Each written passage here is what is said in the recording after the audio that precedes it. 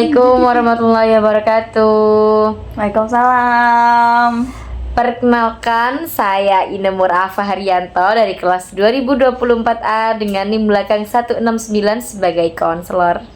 Di sini saya Desima Sari dengan NIM belakang 187 sebagai konseli. Pada sesi konseling pada hari ini, kami akan menerapkan teknik forgiveness. Jadi selamat menyaksikan. Selamat datang Mbak Desinta. Selamat datang, Mbak. Gimana tadi perjalanannya? Apakah ada kendala? Alhamdulillah sih enggak sih, Mbak. Soalnya dekat. Oh iya. Naik apa tadi? Tadi aku naik sepeda motor sih, Mbak. Sudah lama nunggunya. Ya, lumayan 1 jam lebih. Ya mohon maaf ya, soalnya tadi ada urusan yang lain. Kalau perkuliahannya nih gimana? Kalau perkuliahannya sangat-sangat ya seperti biasanya sih, banyak tugas banget.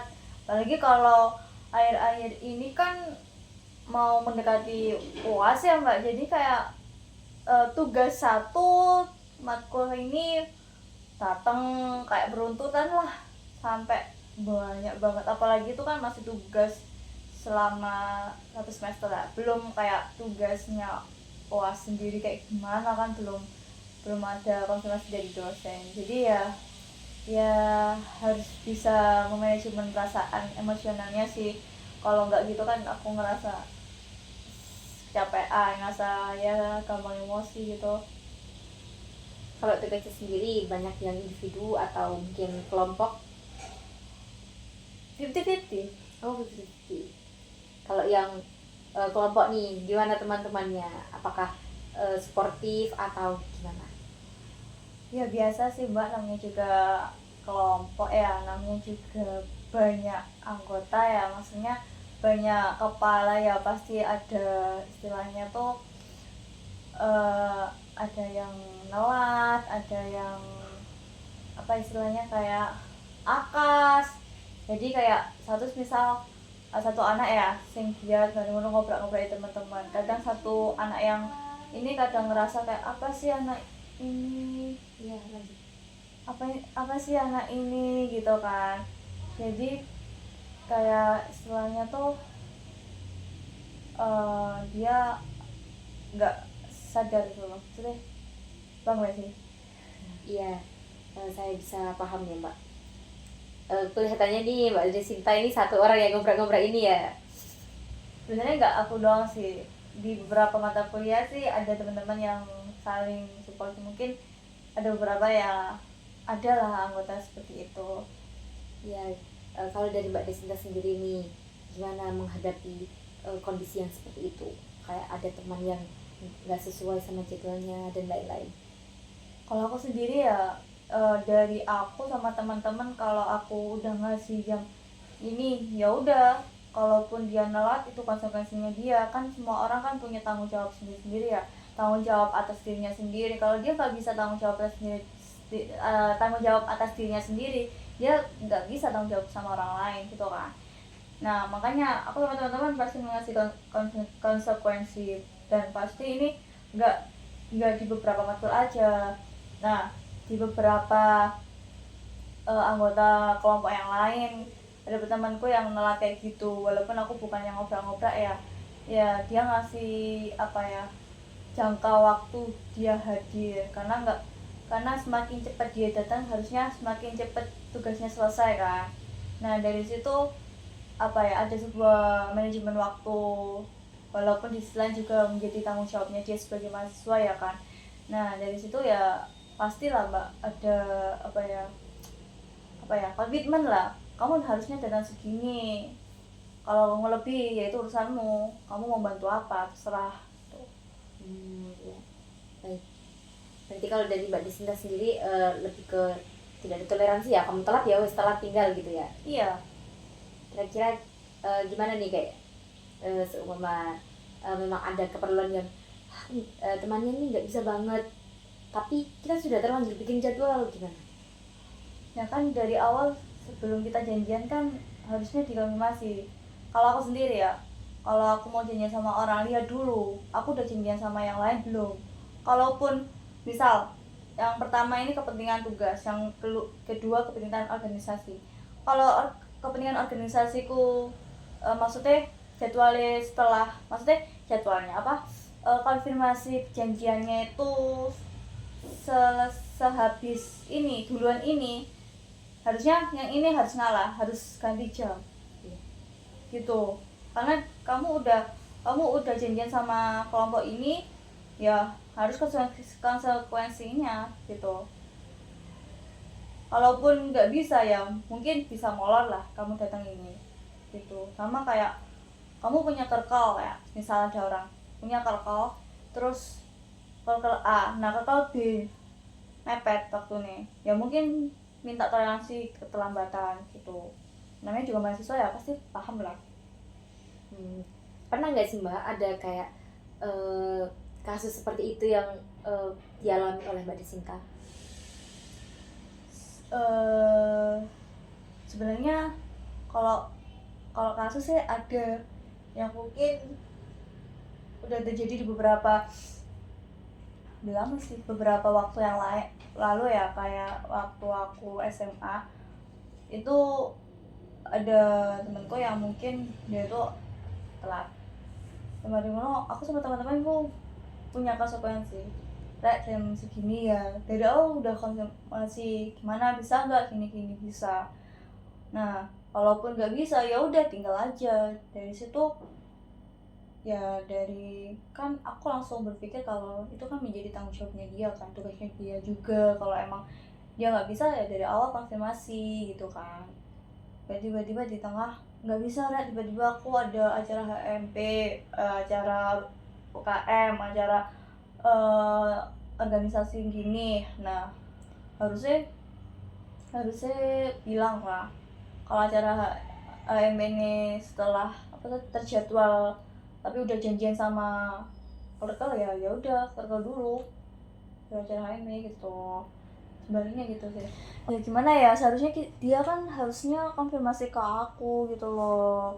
Kalau misal dia nggak bisa datang ya, tanpa konfirmasi kan kita nggak tahu ya kondisi dia kayak gimana. Ibarat gini deh, gimana gini nggak sih Mbak, kayak gimana kita bisa memahami orang itu tapi dia itu nggak cerita ke kita.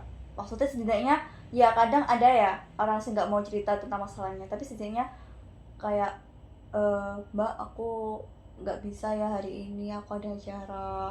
Atau misal jauh-jauh hari bilang.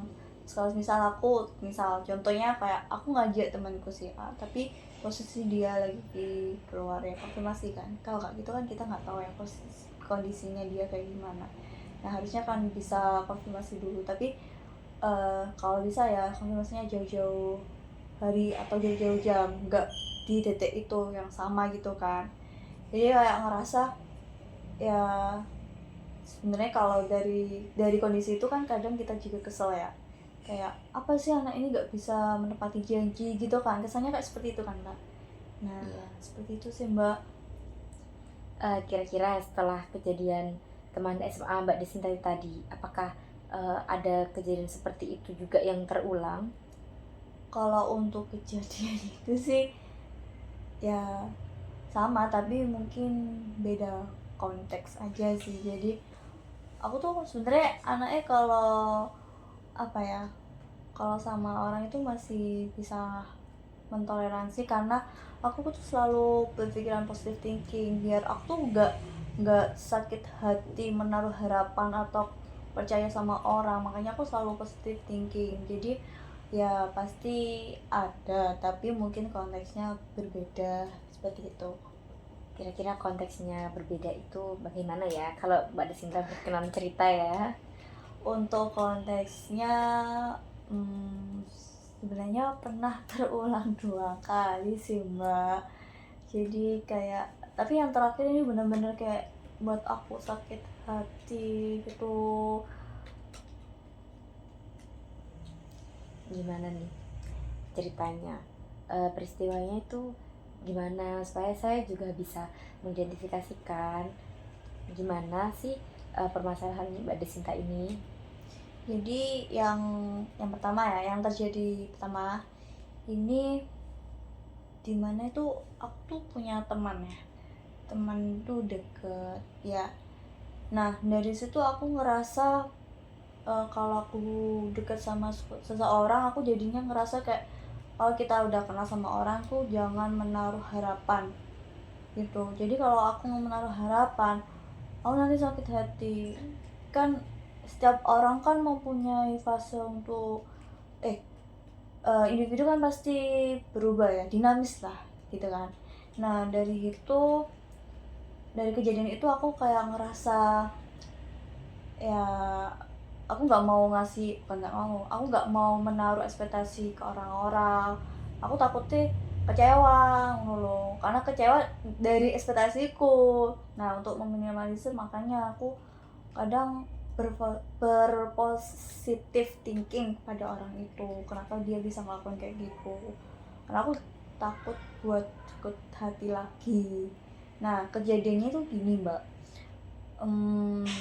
kita deket ya, deket, anggapnya deket, setiap hari bareng. Tiba-tiba ada suatu kejadian di mana dia ini berubah gitu ya, berubah. Dan dia tuh gak apa ya, gak cerita juga, gak cerita gimana ada suatu kejadian dia tuh mau putusin keputusan sendiri tuh tanpa konfirmasi. Nah kayak nggak adil kan buat aku. Awalnya aku yang dulunya kan dekat ya, dulunya kayak aku bukan ngelampiaskan, kayak mengutamakan dia, itukan dia gitu. Tapi malah balasnya seperti ini, seperti dia memutuskan sendiri tanpa konfirmasi. Kan jadinya kayak sakit hati gitu loh. Jadi makanya aku kalau setiap berinteraksi sama orang, ya aku nggak mau menaruh ekspektasi lebih ke mereka. Aku takutnya apa ya, sakit hati gitu. Tapi bukan berarti aku nggak bisa berbuat baik, enggak. Tapi untuk kayak ekspektasi kayak, oh aku lo bakal dapet apa ya, perlakuan hal sama yang apa yang aku lakuin gitu kan. Nah dari situ aku langsung positive thinking, aku berbuat baik ke orang lain, misal ke Mbak Ina.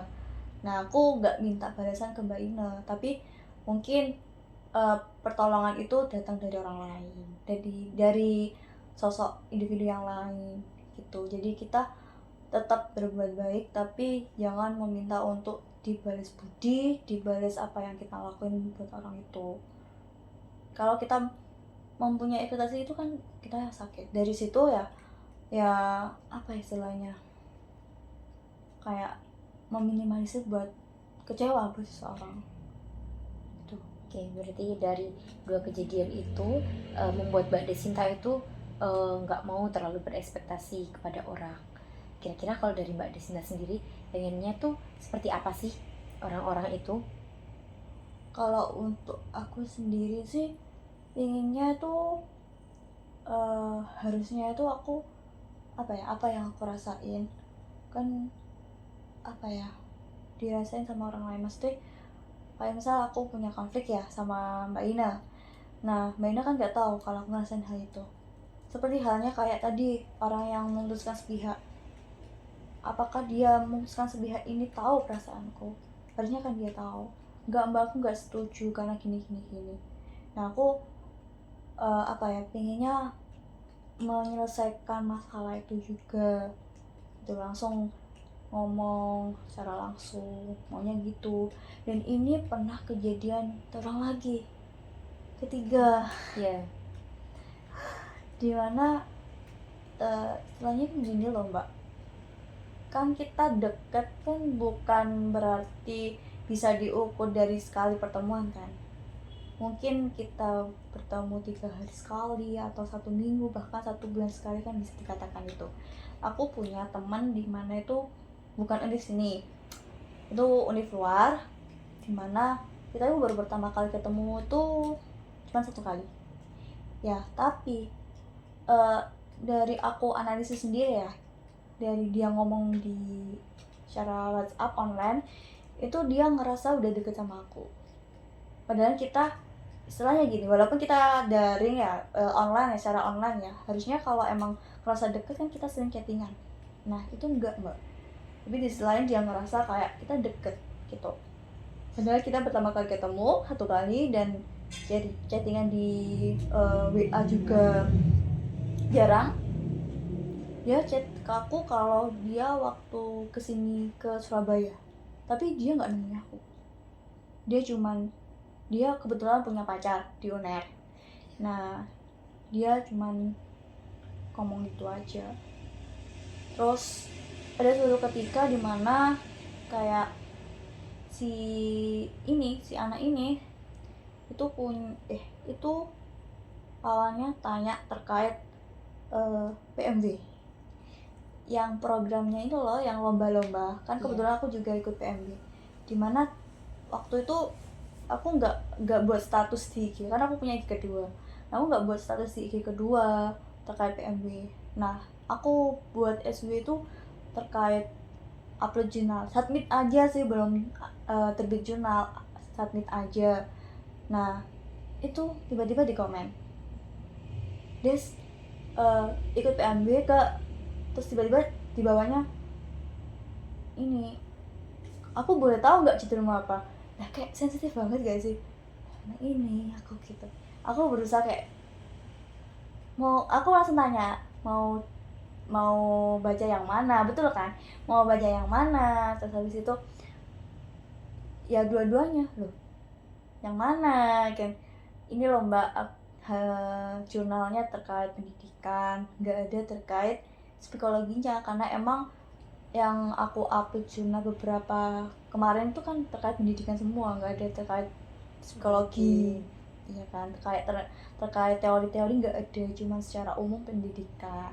Nah, aku sudah jelas seperti itu, ringkas cerita sampai di titik dimana kita ada konflik. Nah kayak pokoknya dari yang awal perkataan dia itu kayak, kenapa nggak boleh aku baca jurnalmu? Tetap tak kasih. Terus habis itu dimana di sisi lain tuh dia bilang, apa salahnya sih kalau aku baca jurnal orang, kan jurusanku gizi ada psikologinya. Aku tahu, aku perasaanku ya, batinku, aku tahu semua pasti ada psikologinya, tapi ini loh pendidikan gitu. Aku bilang, mbak, jurnalku ini rata-rata terkait pendidikan, nggak ada psikologinya gitu. Aku udah bilang, aku udah tak jelasin semua kan. Akhirnya dia masih tetap tanya, ini ikut gak PMW? Ikut, tapi aku nggak ngasih judul karena menurut mbak gimana ya ngasih judul ke orang lain. Berarti seharusnya si temannya Mbak Desinta ini tidak menanyakan spesifik judul gitu ya? Iya. Mungkin untuk diskusi sepele, cuma untuk judul itu terlalu krusial untuk diberikan kepada orang lain. Kalau yang dari saya tangkap, Mbak Desinta ini orangnya yang disiplin soal waktu, terus lagi soal pertemanan. Mbak Desinta ini cukup sensitif. Kalau menurut Mbak Desinta sendiri, kira-kira kenapa sih Mbak Desinta itu kok jadi orang yang apa tadi saya bilang, sensitif, satunya lagi disiplin? Ya betul. Apa sih yang membuat Mbak Desinta ini menjadi orang yang disiplin? Apakah dari orang tua atau bagaimana? Oke, kalau untuk disiplinnya tuh emang dari dulu aku, dari keluarga sih, dari dulu keluarga aku tuh menerapkan disiplinnya ya nggak begitu ketat tapi ada. Nah dari pengalaman yang aku alami, dimana kan kedua orang tua aku bekerja, dimana anaknya orang tua aku itu disuruh untuk disiplin, karena kalau nggak disiplin mereka nggak bisa bertanggung jawab. Terus habis itu dengan posisi orang tua aku kerja, ya kan, dengan adanya disiplin kan anak itu bisa bertanggung jawab kan. Dengan posisi orang tua aku ya juga mengajar, punya tanggung jawab mengajar untuk anak-anak lain gitu kan. Gak harus mendidik anaknya sendiri. Kalau anaknya sendiri nggak bisa dididik, gimana mau mendidik orang lain, ya kan? Dari situ orang tua aku kayak selalu mendisiplinkan anak-anaknya. Terutama aku waktu SMP, aku selalu, mungkin masih SMP ya, masih berangkat jam 6. Tapi waktu udah SMA, karena lumayan lah, dari rumahku ke sekolah itu kurang lebih 20 menit. Kalau 10 menit tuh kalau nggak macet. Dan itu paling banter banget. 20 menit lah. Jadi aku berangkat setengah 6. Setengah 6 udah keluar dari rumah dan orang tua aku udah berangkat kerja dua-duanya gitu. Jadi hal itu yang menjadi dari pengalaman itu menjadikan aku tetap disiplinnya kental. Nah, jadi dari ceritanya Kansa yang mana aku tuh sebenarnya sama seperti di keluarga.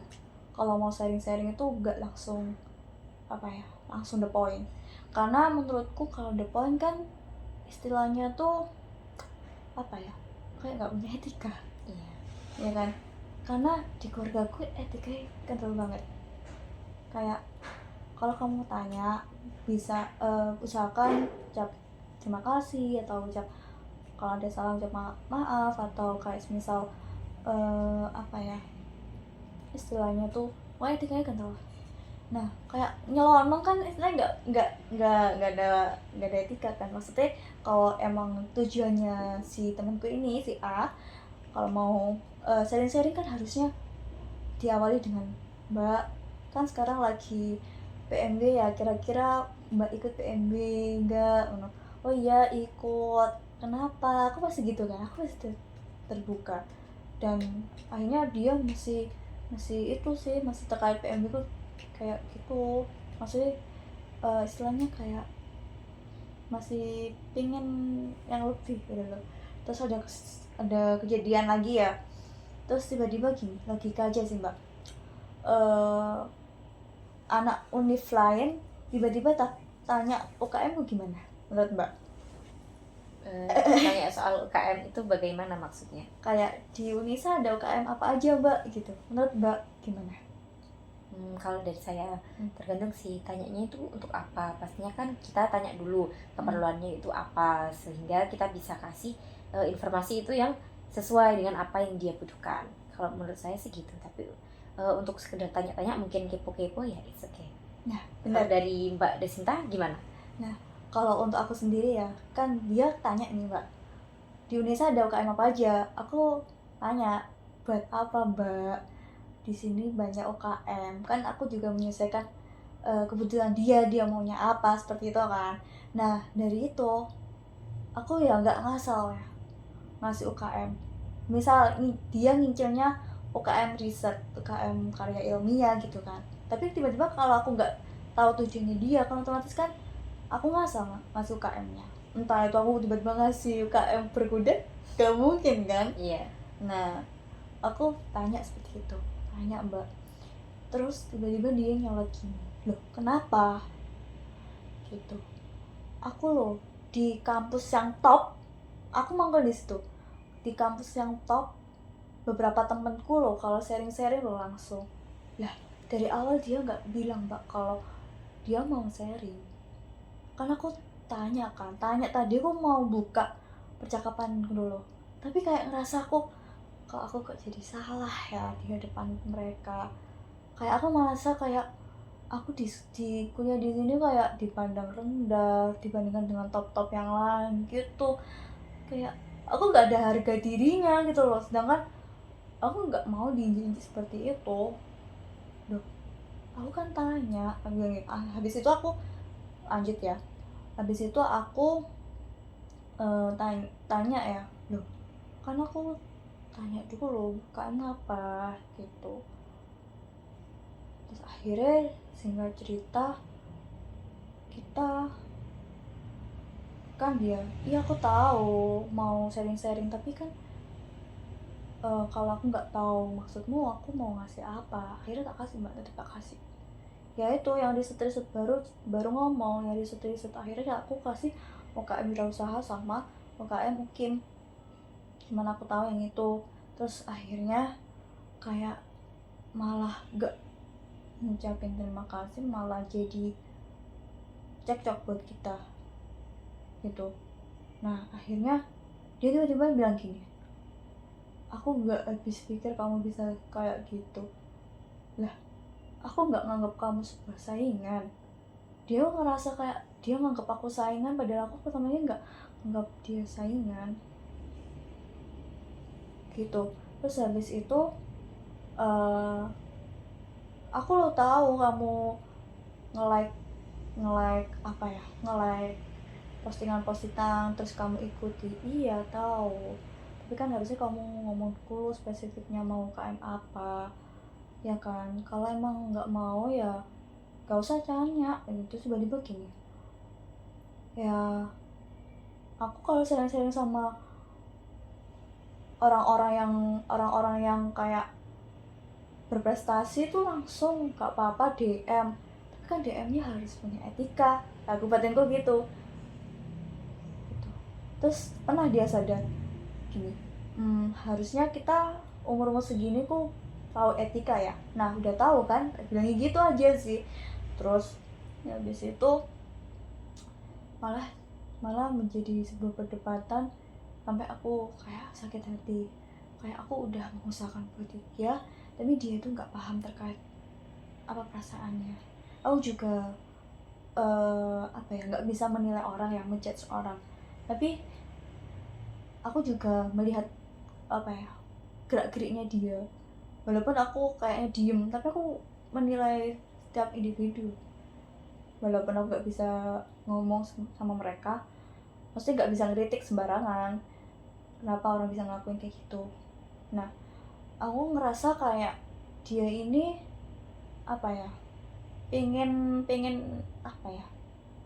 pengen berproses, tapi prosesnya dia gak diketahui sama orang. Dan dia kok kayak ngerasa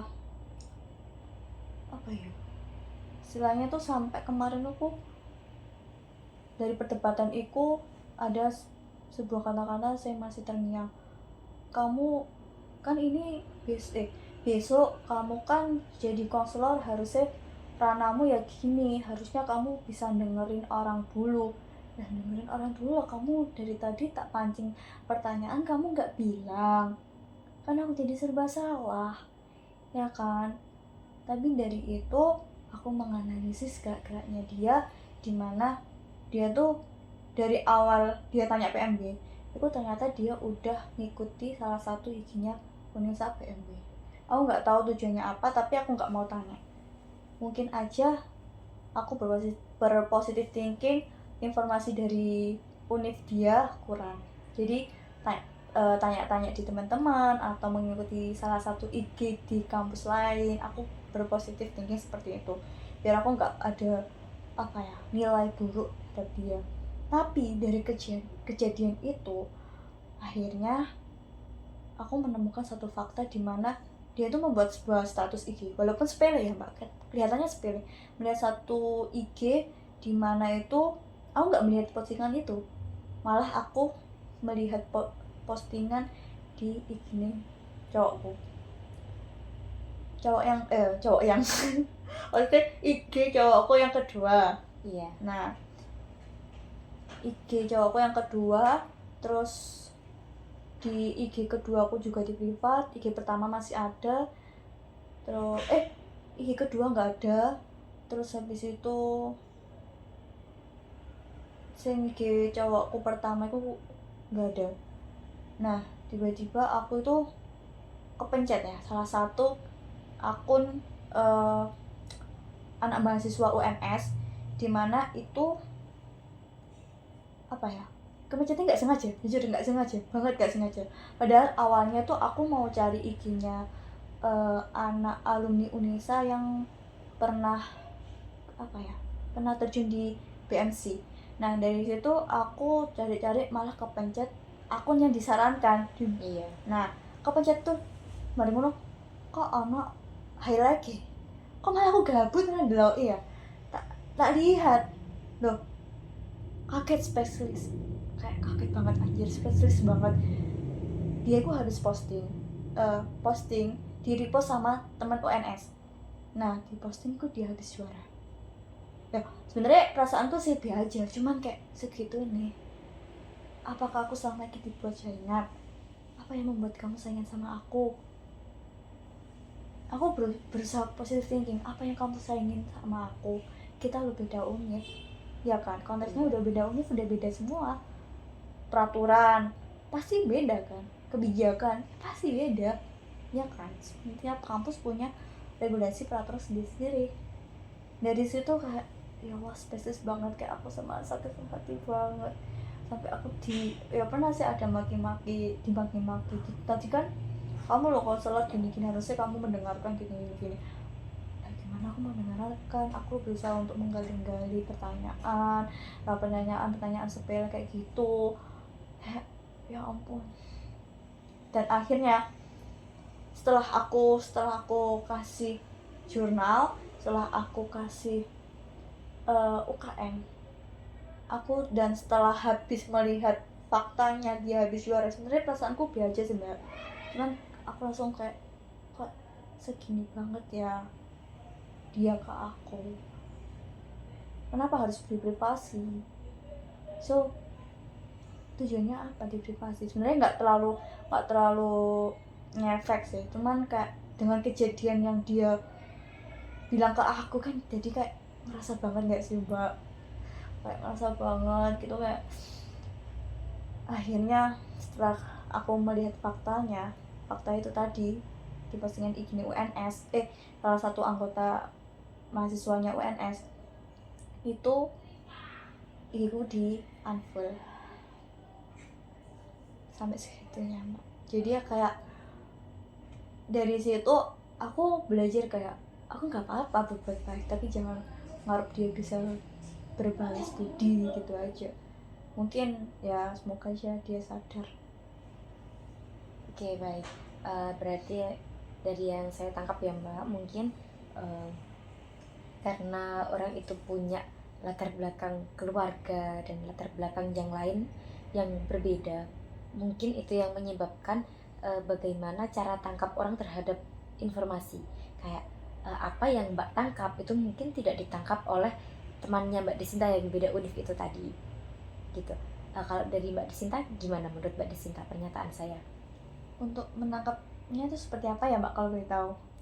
Ya jadi kayak Mbak Desinta itu menanyakan supaya dia itu mendapat informasi yang benar-benar dia butuhkan, tapi dia malah menangkap bahwa Mbak Desinta ini tuh nggak mau kasih informasi, padahal kan Mbak Desinta menanyakan ulang itu supaya bisa memberikan informasi yang lebih valid gitu.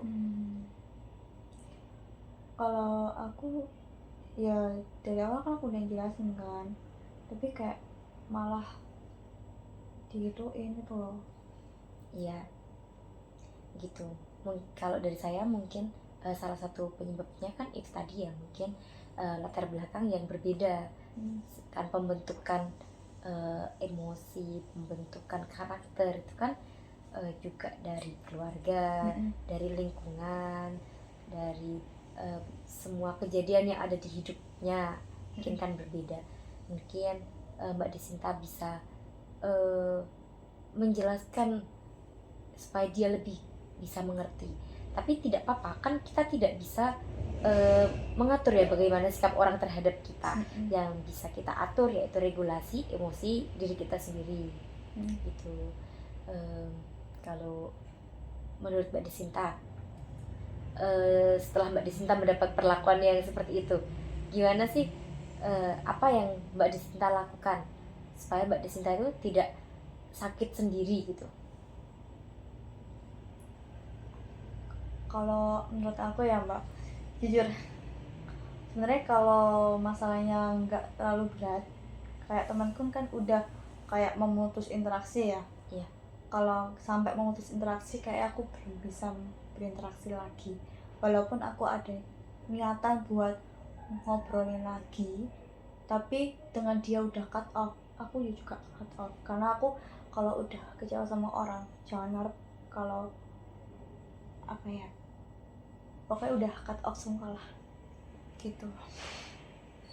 Tapi Mbak Desinta menyadari ya bahwa mungkin saja saya juga kurang tahu ya bagaimana temannya.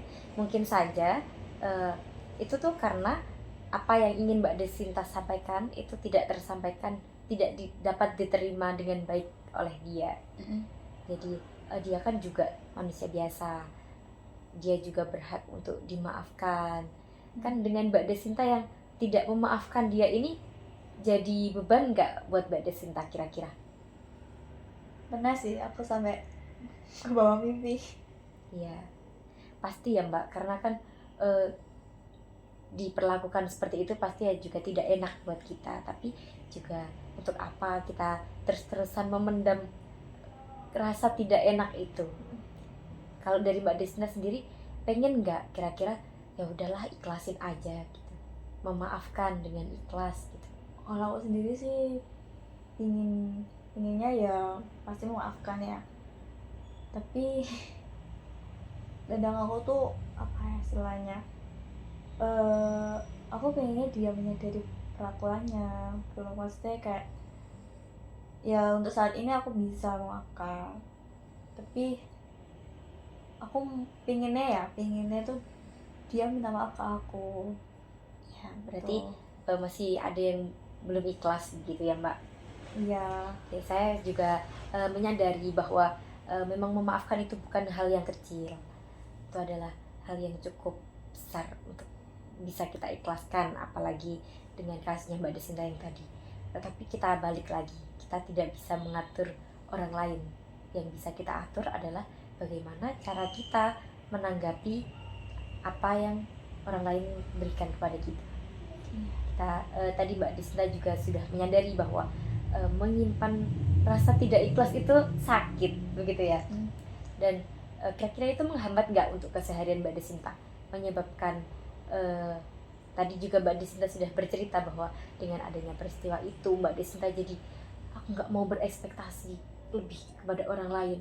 Itu pastikan menekan diri Mbak Desinta sendiri ya, orang lain bisa nggak ya kalau aku berharap gini, itu kan memberatkan diri Mbak Desinta sendiri. Kira-kira gimana nih langkah awal Mbak Desinta untuk mengikhlaskan itu? Mungkin yang bisa aku lakuin kalau aku berinteraksi sama orang, mungkin jangan berlebihan aja sih Mbak, maksudnya dalam hal kita nggak mau nuntut untuk bisa dimengerti gitu kan, nggak mau jangan nuntut buat apa ya perilakunya kita dibalas budi gitu. Nah dari situ mungkin aku bisa meminimalisir kecewa aku gitu nggak sih sama orang, takutnya berprestasi lagi seperti dia. Ya nggak apa-apa kita baik, anggap aja kita melakukan hal baik lah, entah itu dinilai baik atau buruk itu tergantung penilaian manusia kan, kita nggak tahu penilaian Allah ya kan bagi yang muslim. Nah itu apa ya, aku bebas ngelakuin apapun, maksudnya dengan kejadian ini ya aku ya sadar kalau aku sebenarnya aku bebas buat ngelakuin apapun, cuma jangan nuntut untuk dibalas baik begitu ya Mbak. Nah dari situ ya. Kalau yang dari kejadian yang tadi Mbak, gimana? Kan Mbak Desinta masih sakit hati gitu ya, masih ada yang tidak ikhlas. Kira-kira menurut Mbak Desinta dengan temannya Mbak Desinta tadi, siapa namanya kalau saya boleh tahu? Jangan deh Mbak. Ya, baik kita sebut temannya saja ya. Si A. Baik.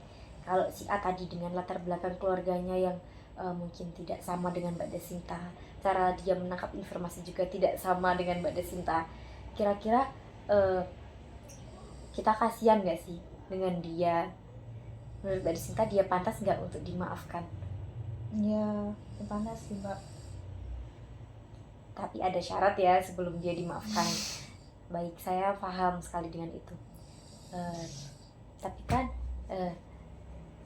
seperti yang saya beritahu tadi ya, bahwa kita tuh nggak bisa mengatur orang lain kayak kamu harus minta maaf kepada aku gitu kan. kita kan nggak mungkin. Yang bisa kita regulasi itu kan ya diri kita sendiri, bagaimana kita menyikapi perilaku orang lain terhadap kita gitu. Jadi sekarang kita fokus pada diri Mbak Desinta sendiri. Gimana sih supaya Mbak Desinta ini itu tidak terbebani dengan orang-orang yang menyebalkan, yang buat Mbak Desinta itu nggak suka terhadap mereka gitu. Kalau aku sendiri mungkin walaupun ada cekcok tetap berinteraksi gitu ya.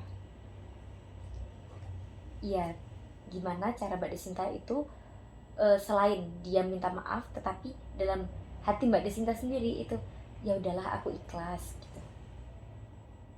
Ya mungkin ya maafkan sih dengan kejadian itu ya, apa ya, nggak membatasi diri lagi kan. Jadi kalau tadi kan aku nyebutin kalau aku udah kecewa kan nggak mau berinteraksi sama sekali, mungkin aku tetap berinteraksi itu ya Mbak. Iya mungkin bisa seperti itu Mbak, karena kan dengan kita berinteraksi lagi mungkin kita bisa tahu sisi baiknya orang itu. Oh, aku udah tahu orang itu pernah jahat, tapi orang ini pasti juga punya kebaikan kan kepada kita, bukan cuma jahatnya saja, tapi ada baiknya juga, dan itu juga harus kita ingat. Kebanyakan orang kan pasti mikirnya yang diingat itu yang jahat-jahatnya saja. Kadang itu kita lupa bahwa orang tersebut juga punya kebaikan terhadap kita gitu. Gimana nih Mbak Desinta, sudah siap untuk memaafkan? Ya sudah. Beneran nih? Iya. Ya kalau menurut Mbak Desinta, rasa sakitnya yang tadi setelah bercerita dan sebelum bercerita kira-kira sudah berkurang tidak? Sudah. Baik, untuk sesi kali ini bisa kita cukupkan ya. Kalau dari Mbak Desinta sendiri, apakah sudah merasa cukup? Sudah sih Mbak. Saya harap setelah sesi konseling ini Mbak Desinta bisa lebih lega, bisa berkurang bebannya, karena dengan menyimpan dendam kepada orang lain kan itu juga membebani hati kita sendiri. Begitu. Begitu saja closing statement dari saya. Semoga bisa membantu Mbak Desinta. Ya, terima kasih ya Mbak, tadi sudah diberi pemahaman terkait bagaimana cara pandang seorang terhadap kita, dan mungkin aku juga terima kasih udah menyadarkanku kalau kita nggak bisa mengendalikan perilaku orang lain ke kita gitu. Baik, kita akhiri ya Mbak. Selamat siang. Assalamualaikum. Selamat siang Mbak Ina, terima kasih ya.